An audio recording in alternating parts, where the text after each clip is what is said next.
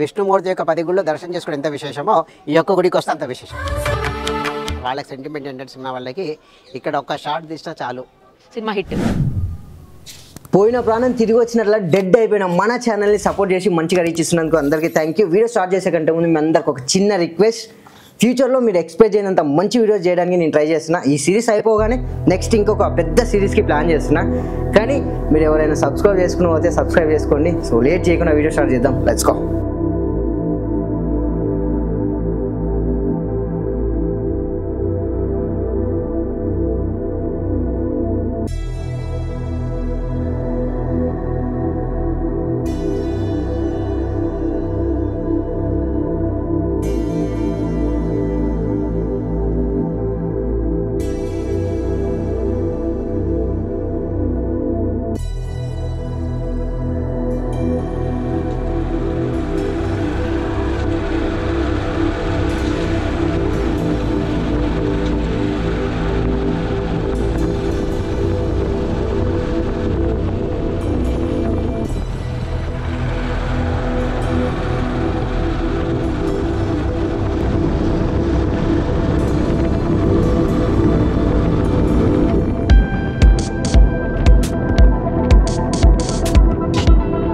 నిజానికి చెప్పాలంటే ఇప్పుడు నేను ఎక్స్ప్లోర్ చేయబోతున్న దేవస్థానం వచ్చేసి హైదరాబాద్కి కేవలం 36 కిలోమీటర్స్ దూరంలోనే ఉంటుంది.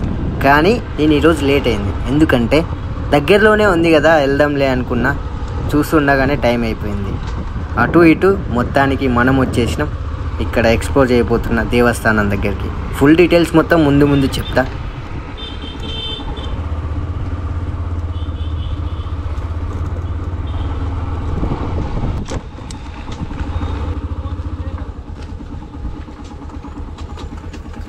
నమస్తే ఎవరివన్. ఫైనల్గా మనం రంగారెడ్డి డిస్టిక్లో ఎన్నో ప్లేస్లు ఉన్నాయి ఎక్స్ప్లోర్ చేయాలంటే. కానీ మొత్తానికి ఇప్పుడు నేను వచ్చింది అమ్మనపల్లి దగ్గర ఒక సీతారామచంద్ర వారి దేవస్థానం ఉంటుంది. ఇది ఫేమస్ అండ్ హిస్టారికల్ ప్లేస్ అనమాట. సో నేను రంగారెడ్డి డిస్టిక్లో ఎక్కడ వెళ్ళకుండా ఇక్కడ వచ్చేసిన అండ్ లేట్ చేయకుండా టెంపుల్ని ఎక్స్ప్లోర్ చేద్దాం.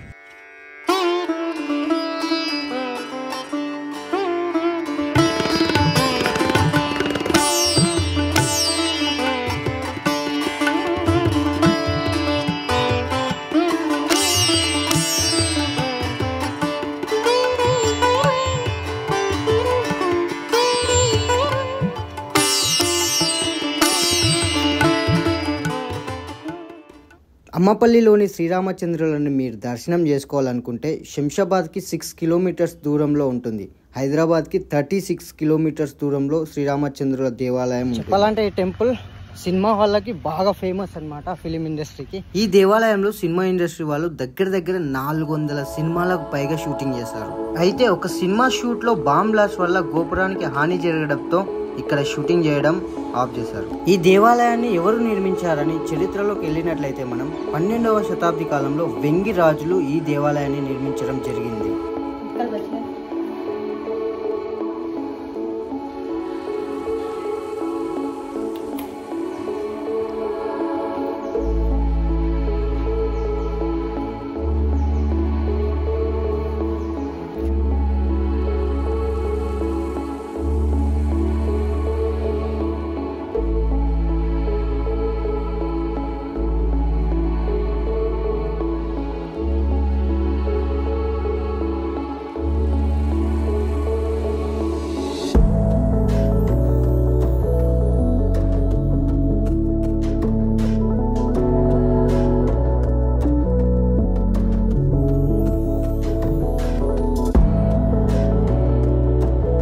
సాధారణంగా రాముడి గుడిలో హనుమంతుల వారు ఉంటారు, కానీ ఈ దేవాలయంలో హనుమంతుల వారు ఉండరు. ఎందుకంటే శ్రీరాముడి వనవాస కాలంలో హనుమంతుల వారికి రాముల వారికి పరిచయం ఉంది. అప్పుడు రాముడు ఈ ప్రదేశంలో వచ్చి సేద తీరాడని దానిని అనుసరించి ఇక్కడ శ్రీరాముల వారి యొక్క విగ్రహాలు మాత్రమే ఉంటాయి.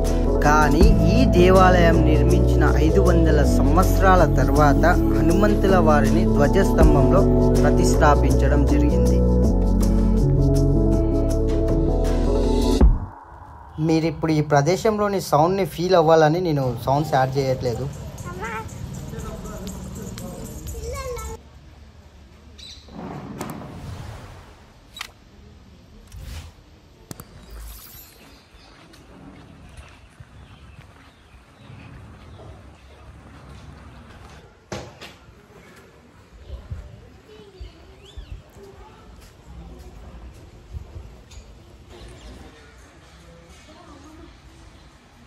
అలా గుడిలో దర్శనం చేసుకున్న తర్వాత నేను వెళ్తా ఈ గుడి యొక్క కొలను దగ్గరికి. బట్ అంతకంటే ముందు ఈ గుడి యొక్క గాలి గోపురం గురించి చెప్పాలి. పెద్ద పెద్ద గాలి గోపురాలు ఉన్నటువంటి గుడులలో ఈ గుడి ఒకటి. ఇది వచ్చేసి 90 అడుగుల ఎత్తులో ఉంటుంది. అయితే ఈ గాలి గోపురం ని చూసి హైదరాబాద్ లోని చార్మినార్ నిర్మించడం జరిగింది అని చరిత్ర చెప్తుంది.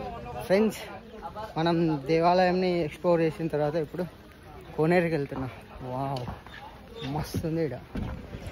కోనేరు మాత్రం వెడ్డింగ్లకి కిరాక్ స్పాట్. ఇప్పుడు నేను చూపిస్తాను చూడండి, ఏమని ఉందా పాపా.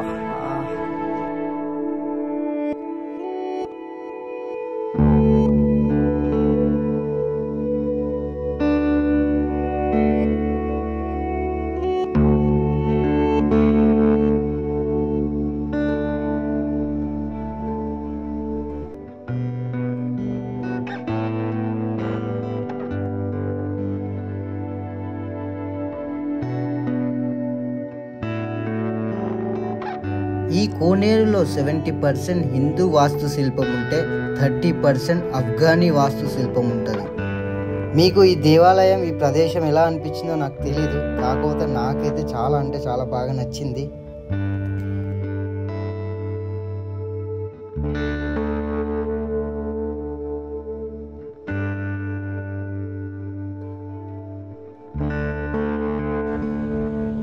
ఫ్రెండ్స్, ఇక్కడ మీరు చూస్తున్నారు కదా, ఆ కాలంలో దేవుడి యొక్క రథం పెట్టడానికి చేసిన ప్రదేశం.